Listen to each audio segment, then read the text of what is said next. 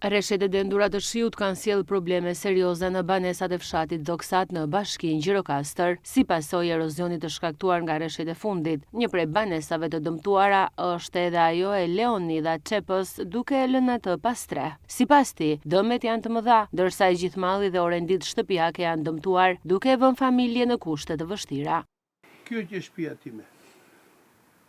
Ndodhi, unë për vete tani flë jashtë. Tërë mallin me të tëra gjërat që i kam brenda në shtëpi, janë mbuluar nga ka rënë muri. Ç'i bëhet këtu? Ande nga brenda ka rënë e tëra, siç e pas dhe juve nga pas. Atje është tërë malli brenda, me të tëra. Unë për jashtë flas, s'kam ku të flas. Të kërkoj ndihmë nga shteti të më ndihmojë.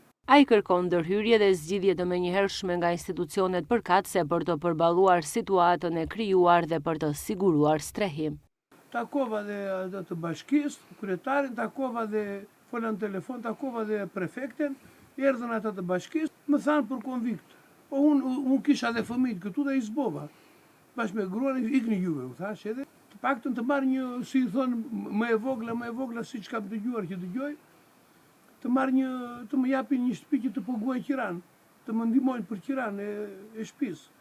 Ndërkohë, strukturat vendore kanë nisur verifikimet në terren për vlerësimin e dëmeve të shkaktuara nga rreshjet, ndërsa banorët e prekur apelojnë për ndihmë dhe mbështetje institucionale.